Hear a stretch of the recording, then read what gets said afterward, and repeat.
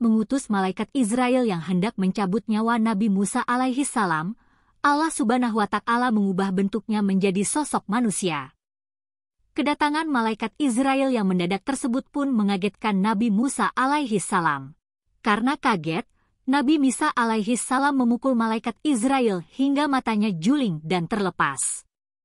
Hal ini disebutkan dalam hadits yang diriwayatkan Abu Hurairah. Ia berkata bahwa Rasulullah Shallallahu Alaihi Wasallam bersabda, malaikat maut diutus kepada Musa alaihi salam. Ketika ia menemuinya, Musa alaihi salam mencungkil matanya.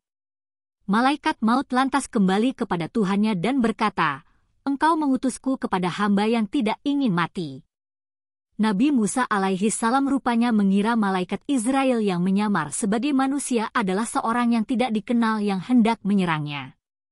Sehingga Nabi Musa alaihi salam berusaha melindungi diri dengan memukulnya. Malaikat Israel pun kembali untuk menghadap Allah Subhanahu wa Ta'ala. Ia memberitakan bahwa Nabi Musa alaihi salam tidak ingin dicabut nyawanya. Kemudian Allah Subhanahu wa Ta'ala mengutus malaikat Israel untuk turun kembali menemui Nabi Musa alaihi salam dan menanyakan perihal waktu kematiannya. Malaikat Israel pun mendatangi Nabi Musa untuk kedua kalinya dengan wujud manusia lagi. Namun, kali ini Nabi Musa alaihi salam sudah mengenalinya. Dalam pertemuan keduanya dengan malaikat maut, Nabi Musa alaihi salam dipersilakan malaikat Israel untuk memilih hidup lama atau dicabut nyawanya.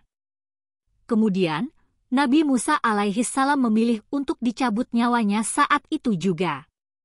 Dikisahkan dari Ibnu Katsir dalam buku Kisah Para Nabi, Nabi Musa alaihi salam kemudian bertanya kepada malaikat Israel. Nabi Musa alaihi salam bertanya, tanyakanlah kepada Tuhanku, apabila waktu itu telah habis bagaimana selanjutnya? Malaikat Israel pun menjawab, kemudian ia harus mati.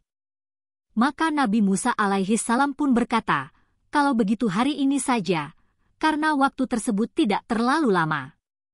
Adapun permintaan terakhir Nabi Musa alaihi salam sebelum meninggal adalah menginginkan untuk dimakamkan di dekat Baitul Maqdis.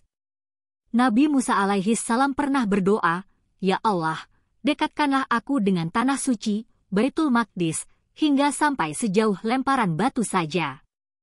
Hingga Allah Subhanahu wa Ta'ala mengabulkan permintaan Nabi Musa alaihi salam dengan memakamkan Nabi Musa alaihi salam tidak jauh dari Baitul Maqdis. Wallahu a'lam bishawab.